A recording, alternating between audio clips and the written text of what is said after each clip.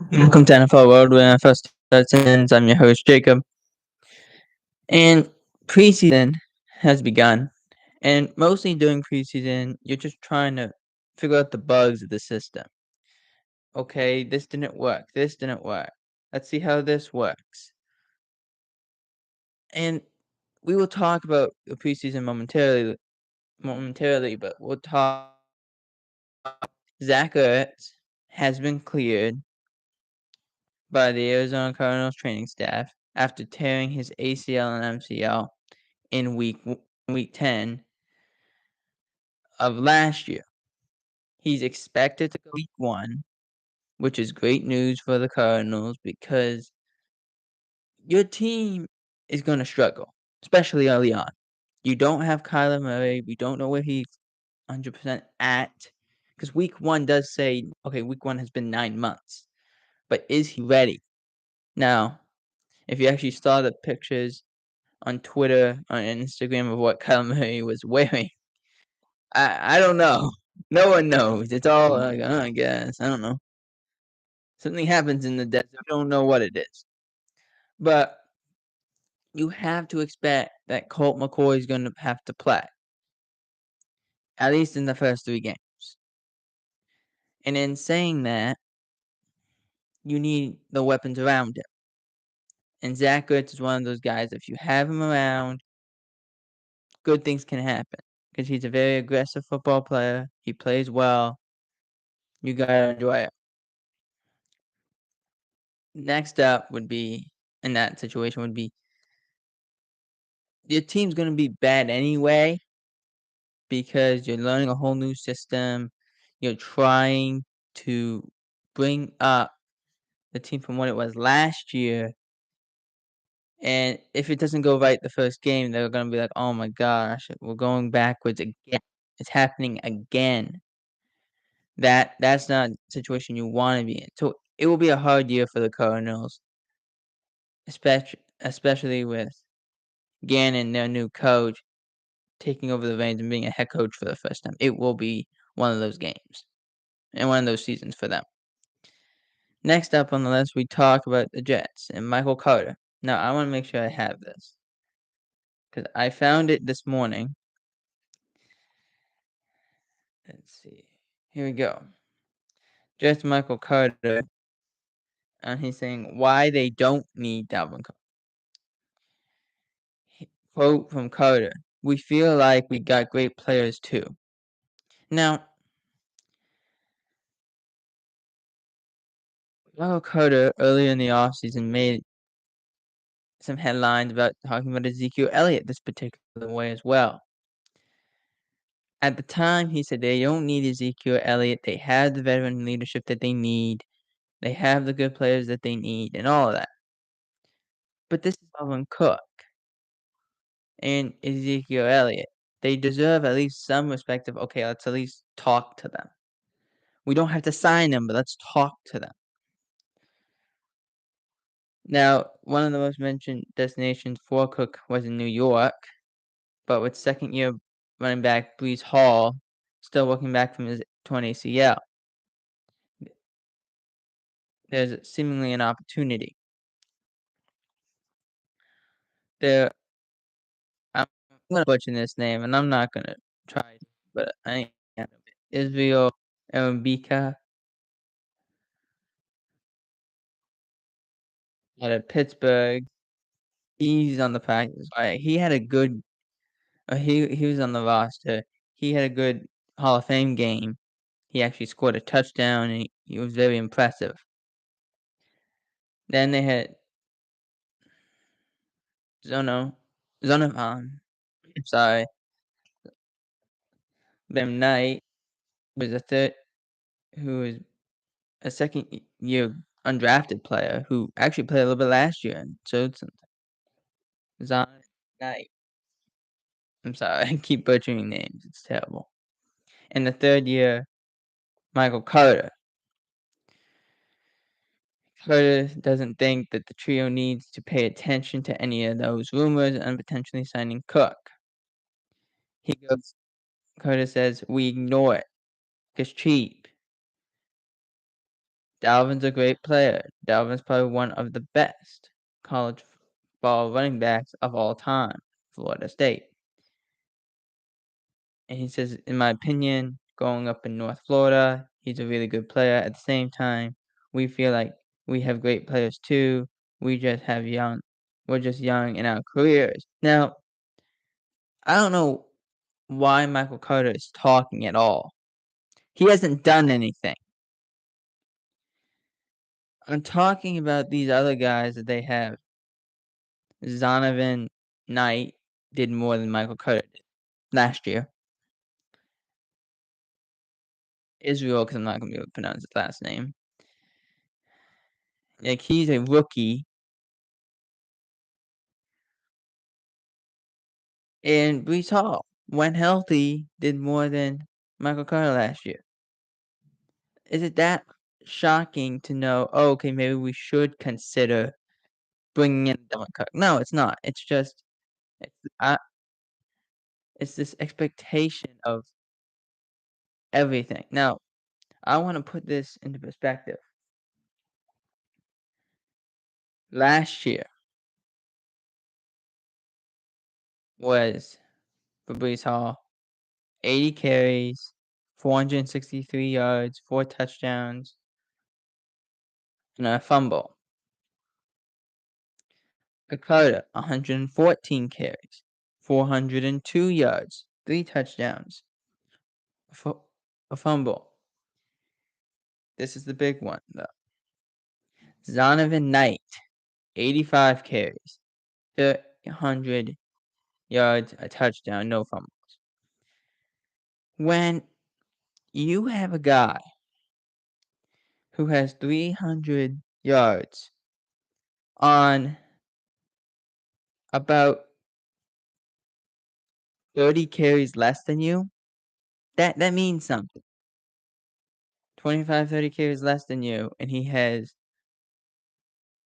only has 102 yards difference. And he took 30 less carries. That tells you something.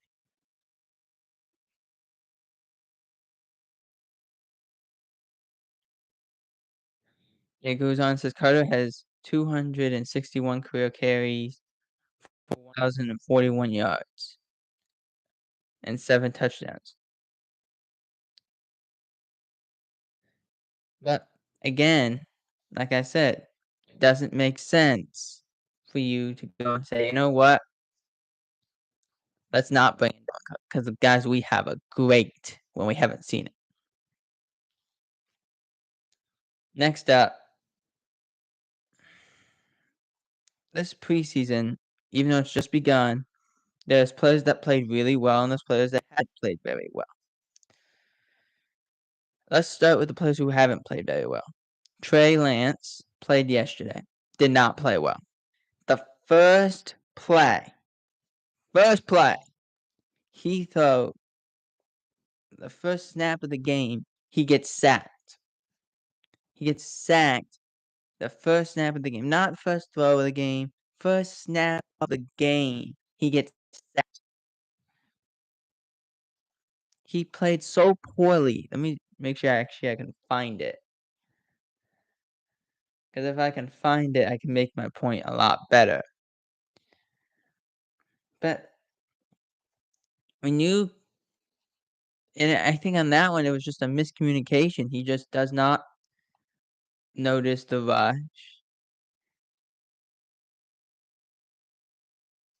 He doesn't notice the rush at all.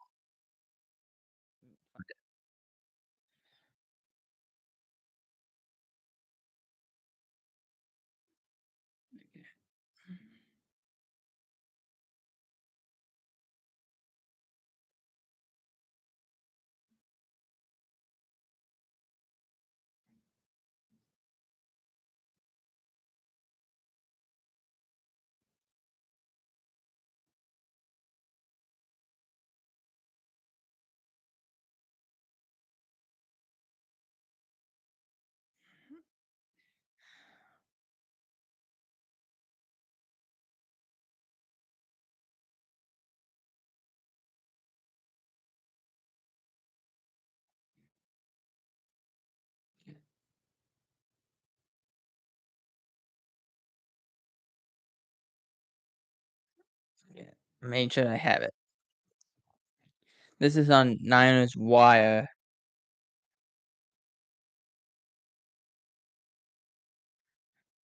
And Lance got the entire first half. Now, he didn't have a terrible if the numbers were indifferent, okay? He went 10 for 15 for 121 and a touchdown, no interceptions. But he took 4 sacks and he had a couple near interceptions.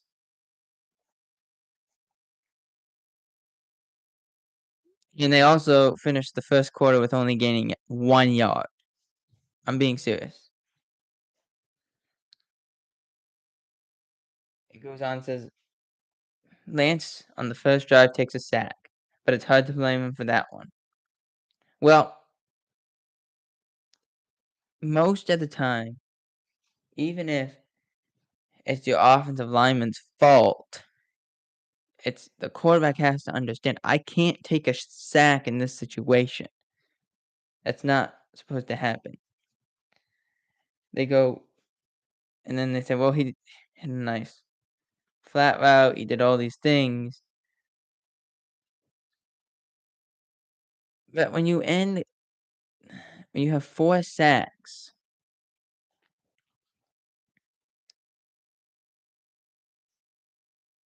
that cannot happen to you, like, at all. In a half, that cannot happen to you. You cannot afford to play that bad. Now, moving on from Trey Lance, we have Anthony Richardson. And all these rookie quarterbacks in the first preseason game did not play particularly well. Actually, no one had a touchdown. The one who had a touchdown, Stenson Bennett. That was it. He's the only one. Everyone else had either an interception, a sack that led into a fumble, or had to punt. He was the only one with a touchdown. Just saying. Yeah. On the first couple plays of the game, Richardson, he stares the guy down, fires it, intercepted. Just a young guy thinking, "Oh, well, this is where the ball should go. I'm just gonna look there and throw it." Not, "Oh, maybe I should pay attention." Now, can we also say this, though? That a guy who only had 13 career starts in college might not be prepared properly to take over a team this year. Is that fair to say? Because if you're struggling against people who they're backups, might have played well, but they're backups, struggling against them. I'm just saying, when Matt Barkley is outplaying you, it's time to find another kind of work. Because it's getting ridiculous. He throws an interception on that play. And yet you have people in the media go and say, well, it was a blown play by everyone. Well, maybe don't stare the guy down. Don't stare him down. Realize, oh, this is what's going to happen. Maybe if I throw the ball away, we don't have that interception that becomes a pick six. Or an interception that now it's first and goal. And our defense is already in big trouble at this point of the game. I understand he had hit some other throws, but a guy who hasn't played in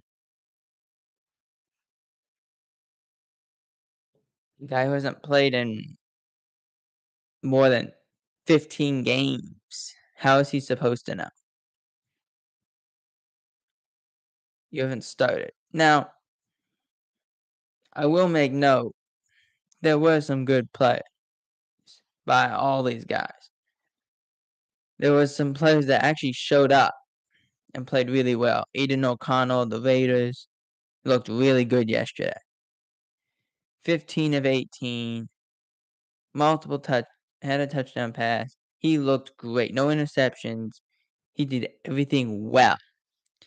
And he's going to have a chance to learn behind Jimmy Garoppolo, learn how to do this. And, with Garoppolo's history of injuries, he may have an opportunity. And if he looks ready, let's see what happens.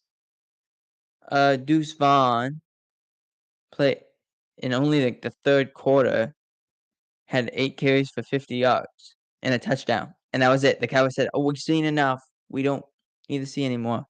We got it. We're good." Like, that's a good sign to see through a quarter or through a half.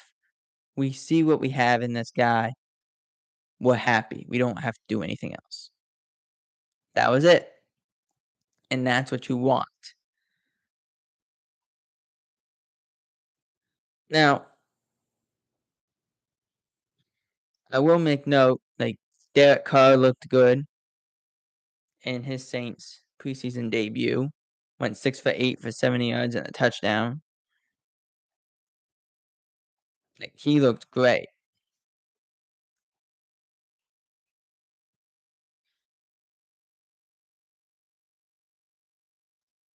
This is what was said. This is how they're defending, like, Trey Lance in the media or Anthony Richardson in the media. This one's for Trey Lance. Since 2016, Trey Lance has only thrown 416 passes in competitive football. And they have Dan Orlovsky on these shows, and that he's trying to explain, well, this guy is good. We just don't know yet. He hasn't played a whole lot. This is what he says. He just hasn't played much football. But you would think the ball would come out quick after being around in the system for 3 years. Well, yes, you would think the ball would come out quicker, and yes, he should. Like, he hasn't thrown many competitive passes. But at one point or another, you have to figure out this guy came out way too early. He should have waited. He should have waited because he doesn't know what he's doing.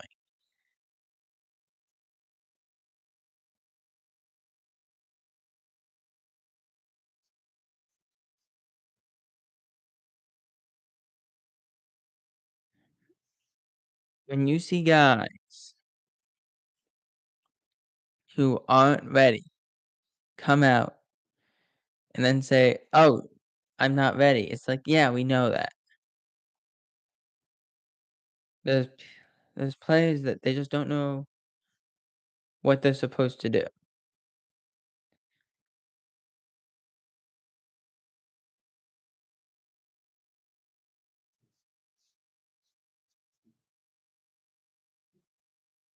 Now,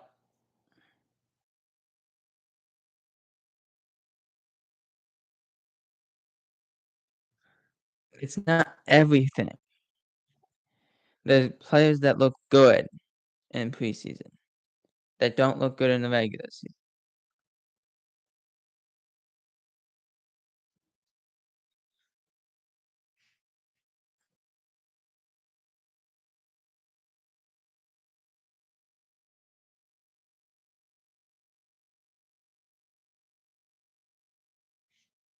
Now, moving on to Hard Knocks, making sure I didn't miss anything. Moving on to Hard Knocks. I thought the first episode of Knocks was good. Um, the thing is, I want them to show a little more of the other guys. Like, I'm intrigued. They didn't talk a whole lot about. They talked to Garrett Wilson, and they talked to Aaron Rodgers. They talked to Sauce Gardner. They talked to Quentin Williams a little bit. They talked to Hackett. They talked to Saleh, but they didn't talk to really anyone else. And I was like, C.J. Mosley, there's Randall Cobb, there's Alan Lazard. You can talk to these guys. That would be really interesting. And yet you haven't talked to them. I'm hoping you do talk to them because I think that would be more I think if we're just gonna talk to Quinn Williams, Aaron Rodgers, Sauce Gardner, and Garrett Wilson the whole time and not talk to these other guys, I think it's a loss if you're at Hard Knocks. I really do.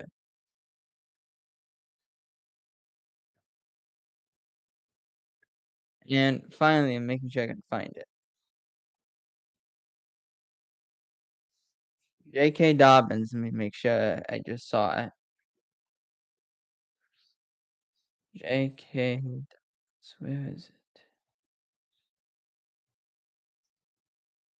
Yeah, here it is. This is from Adam Schefter. This was from about 37 minutes ago.